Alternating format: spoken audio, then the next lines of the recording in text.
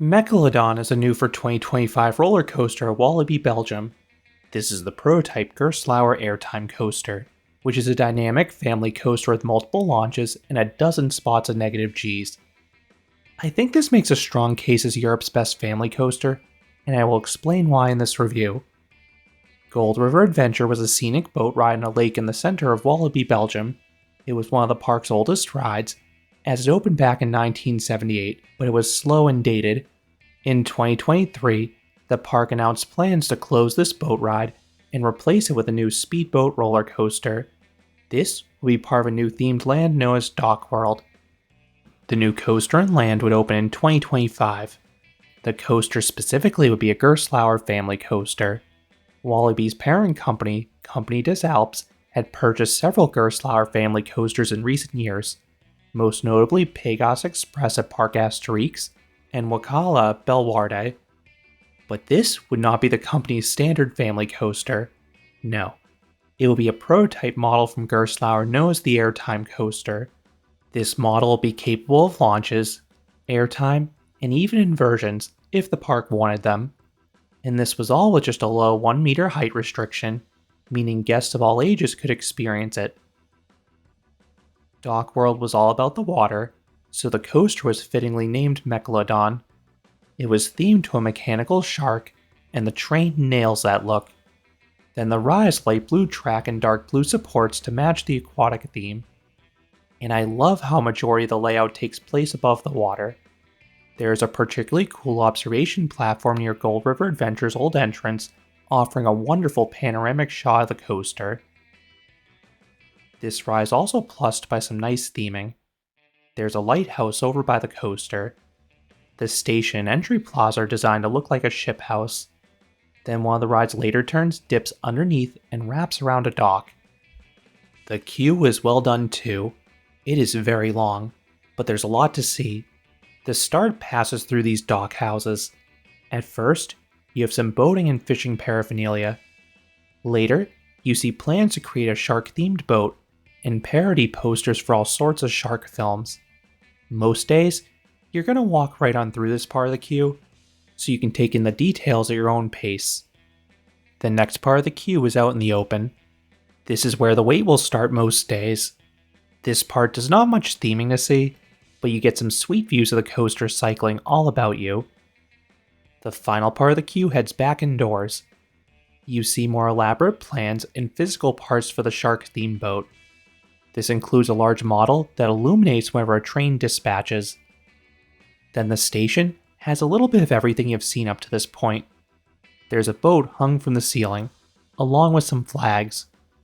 Then the walls have some more boat props and more movie posters. For much of the 2025 season, this coaster has had a manageable wait. It has hovered around the 20 to 30 minute mark most days.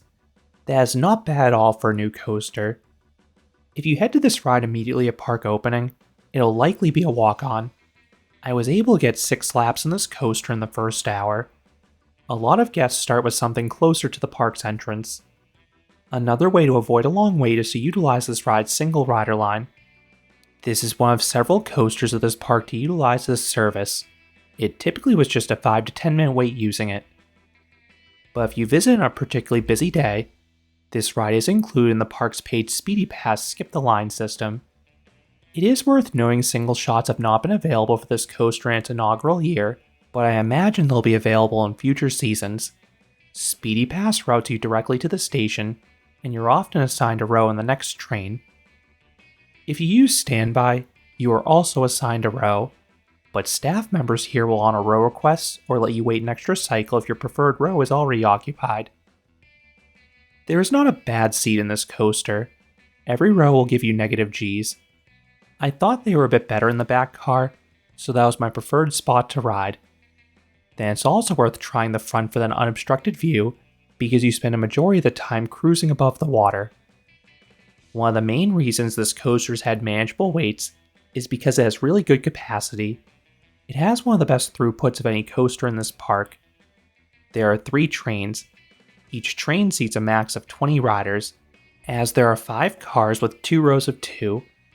I believe it can operate with all 3 trains at once on busy days, but the park was using just 2 in the weekday that I visited, and that was more than fine. Especially since the park was typically rolling trains, staff members can check them quite quickly because there's just a single lap bar restraint. Then everything rides with you, so guests can go directly to their seat.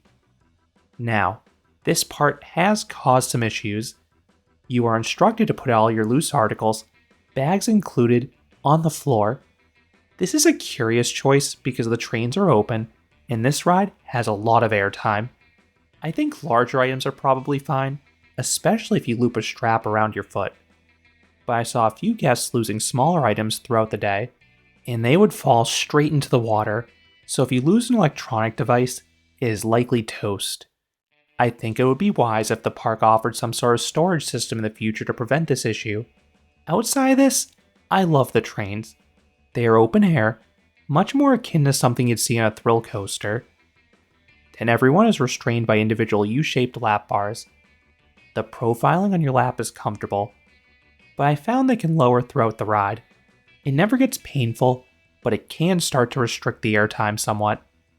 They do have some slight upwards give, so you'll still get some airtime, just not quite as much as you otherwise would. So I would recommend holding onto the lap bar ones checked to mitigate this. The lap bars also have shin guards, but these are fine. I had quite a bit of clearance in my legs, especially since I could tuck my feet underneath the seat as well. Before I break down the layout, I need to note that I think this coaster was running a bit slower than usual for me. You see, my 2025 visit took place on a day with very high winds. You can hear them in my on-ride POVs and off-ride footage. Winds were sustained at 20 to 25 miles per hour. Worst of all, there were gusts up to 40 miles per hour or 64 kilometers per hour for a majority of the day. Amazingly, none of the park's coasters closed, but I could tell things were running sluggish. So there were likely a few hills in Mecalodon that were gentler and or missing some of their usual negative Gs. I was just appreciative the park had everything open. Most US parks have closed quite a few things in those conditions. Mecalodon begins by turning slightly right out of the station. You then have a brief show scene. Red lights flash, and a siren goes off, relaying a sense of danger. Above you, a TV screen is a countdown, but this ends up being a fake. You see, the engine ignites sooner than expected, then you take off. All 3 launches in this ride use LSMs. The first is the best of the 3. It has an okay kick to it because you take off from a dead stop. It also has a nice sense of speed because you're in an enclosed tunnel. Next is a camelback. This is a surprisingly steep hill for a family coaster. It offers solid floater in the back half of the train. My experience up front was a bit weird with this one. I got decent floater on my first ride in the morning, but later in the day, I wasn't lifting out of my seat here. Most rides speed up if anything as the day progresses. I suspect this may have been due to the winds picking up. This is followed by Ness Hill. This offers okay floater in most rows, but it is a bit stronger if you're in that back car. Then comes an off-axis bunny hill. This offers some floater in front, but not really in the back half of the train. You then have a series of low S bends. These offer light snaps each directional change, but they're more notable for their location. They are mere inches above the water, nestled between Tikiwaka and a play structure. It is such a cool visual. This takes you to Launch 2, which has the stators positioned on a bunny hill. While it gives the train a speed boost, the acceleration is too gradual to provide a notable kick. The hump does offer a little airtime at least. This leads to a large banked hill.